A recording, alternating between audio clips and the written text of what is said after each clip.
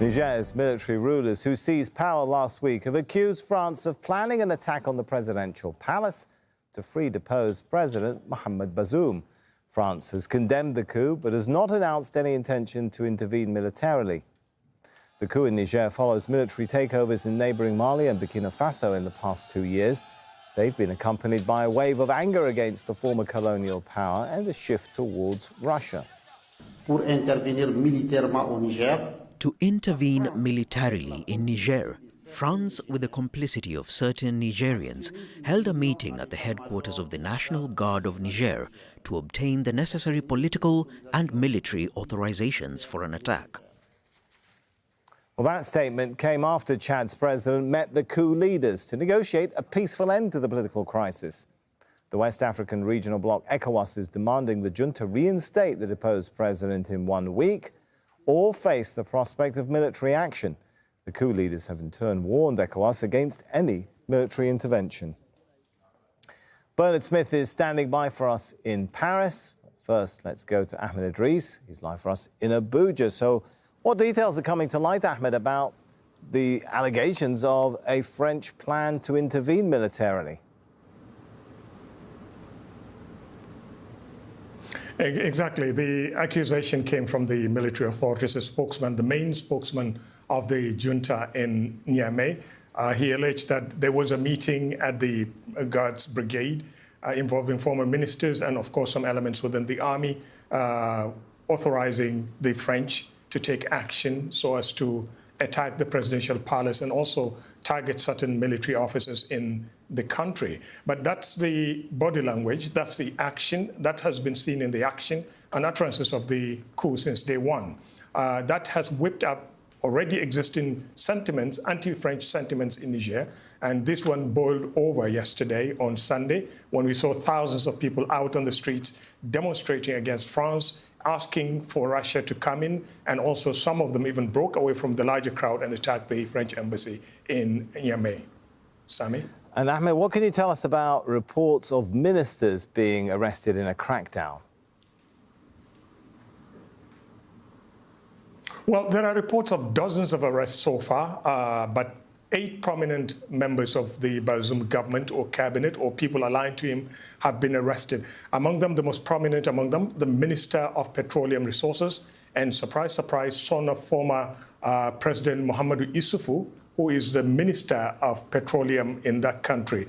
Remember, Mohamed Idris appointed the current military leader to head the Presidential Guard himself and also recommended him to the deposed President Mohamed Bazoum to retain him as Presidential Guard commander. Apart from him, there are also ministers of mines, transportation, planning, as well as the Minister of Interior, who was earlier on arrested along with President Mohamed Bazoum and some top aides in that cabinet. Also under arrest, of course, arrested today, is the president of the governing party, the PNDS Taraya, as well as a former minister who is currently a member of parliament in the last dispensation before the coup.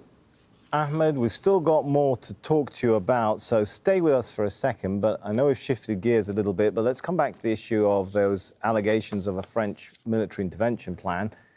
And clearly, the European and France starting to show they want to take action. They say they're going to cut off financial aid to Niger. The United States also threatening to withdraw funding if deposed President Mohamed Bazoum is not reinstated. Nearly 3.6 million people in Niger are at risk of hunger. More than 1 million children are facing malnutrition. The nation receives close to $2 billion a year in official development assistance. The UN says it's one of the least developed countries in the world. Last year, the EU and France gave nearly $300 million in aid. The money supports programs in emergency food assistance and health. It's going to be disastrous for the people because Niger is a country that relies heavily on its partnership with the international community that provide much support, especially when it comes to the second financial year. We secure a budget for this time with financial aid from the European Union, the World Bank and the IMF, in particular, along with the French Development Agency. Turning one's back on this aid is suicide. Al Jazeera's Bernard Smith is live for us in Paris. So French officials have spoken about aid, but are they saying anything about these allegations of military intervention, Bernard? Sammy, the French Foreign Ministry has said that it has no other objective than the security of its citizens in Niger. It says our priority is the safety of our nationals and our property, which cannot be the object of violence. The French government has said that its embassy came under sustained and violent attack. It says from people who were clearly prepared, and the security forces in Niger weren't able to contain them. And it says that it didn't use any lethal force in protecting its embassy, despite claims to the contrary from some senior members of the Nigerian military forces. The European Union is also saying that it will hold responsible all attacks on civilians. It will hold Niger responsible for all attacks on civilians, diplomatic personnel and embassies. There is a lot of anti-French sentiment in its former West African colonies, and they've now become a bit of a diplomatic battleground, really. On one side, you've got the French, the Europeans, and on the other side, you've got the Russians and the Chinese, all vying now for influence in this part of West Africa. And you can see that's one of the reasons why the Europeans, particularly the French, are so interested and concerned about what's happening there at the moment. Sammy. Thanks so much, Bernard Smith. Let's go back to Ahmed Idris. He has been monitoring, as you said, everything that's happening from Abuja. And Ahmed, you know, Bernard was talking about the diplomatic tensions there. Where is the proposal from the president of Chad going? Is it getting any traction to try and resolve this peacefully? We understand that President Idris Deby has left Niger already after a meeting. Nigerian leader, President Bola Tinubu, along with other West African leaders in Abuja, ahead of the summit on Sunday. He took the demands of ECOWAS and, of course, a proposal to the military rulers in Niger. And he was able to meet with the military high command, including, of course, the military ruler, the self-appointed leader of Niger now. He met also President Mohamed Bazoum, former President Mohamed Issoufou, and some senior officials of the government there. They didn't say exactly what was inside the proposal and whether or not the authorities in Niger have accepted them. But we understand that he spent hours discussing this with all parties concerned, and he has left Niger at the moment. He is due to brief, and probably by now, as we talk or as we speak, he must be briefing the president of Nigeria, who is the current chairman of the Economic Community of West African States. Now, failure to adhere to the demands of ECOWAS, we understand that the ECOWAS heads of state and government have ordered military to be on standby for possible intervention in Niger. The military high commands in all the countries that are going to participate have met and are continuing to discuss the modalities of that in case the leaders authorize the use of force there. However, there are signs that things may be thawing a little bit in Niger at the moment. There are rumors, but they're not confirmed, that possibly in the next few days, probably by weekend, we may see the lifting of sanctions, the lifting of closure of borders. But that is not confirmed yet. That's what we're hearing for the moment, but it's not official. All right, thanks so much, Ahmed Idris. Well, Christopher Munoz from the National Democratic Institute for International Affairs. He's the Regional Director for Central and West Africa Programs at the American NGO. Joins us now live from Washington, D.C. Good to have you with us. So first of all, let's start with these suggestions or allegations of a French military operation. How likely is that? Well, thanks, Sami, for having me.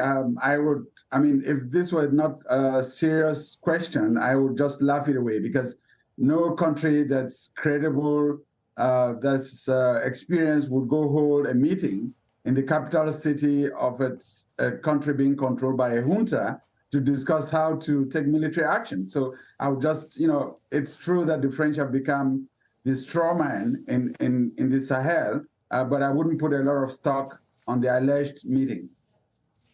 We also know that sanctions are mounting up on Niger. The EU, France, possibly it's been suggested the US will be next. How is that going to impact the economic situation of the country? These sanctions are for real. And the Nigerian Prime Minister yesterday underscored the fact that Niger is a country that depends tremendously on foreign assistance and will not be able to find its pathway without such assistance. I think the sanctions from ECOWAS are real, they're strong, they're firm. ECOWAS has demonstrated its desire to draw the line in the sand with regards to the junta in Niger. And I think that the other sanctions that are likely to come from the African Union, the global system, and developing partners will really have a negative impact on the population of Niger. And I think that's really the wake-up call for the current junta to say that if they really have the intentions and the interests of their people at heart, then they're going to have to pull back from this foolishness and from dragging the 27 million people of Niger into a situation of collective suicide. And also, if we can talk a little bit about what that means when we're seeing a lot of strain in relations between the former colonial power, between Western countries and Niger's current rulers. Does that give an opening for Russia?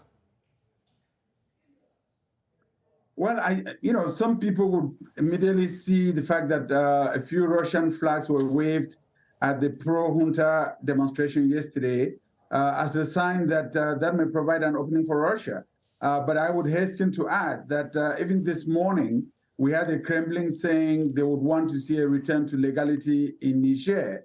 And secondly, that there are nuances with what's happening, not just in Niger, but across most of Francophone Africa. That's certainly an anti-French sentiment, especially among young Africans, and sometimes justifiably so. But that does not immediately translate into a full-scale embrace of Russia. And I think that nuance doesn't have to be lost. All right, we'll leave it there for now. Thanks so much. Thank you for having me.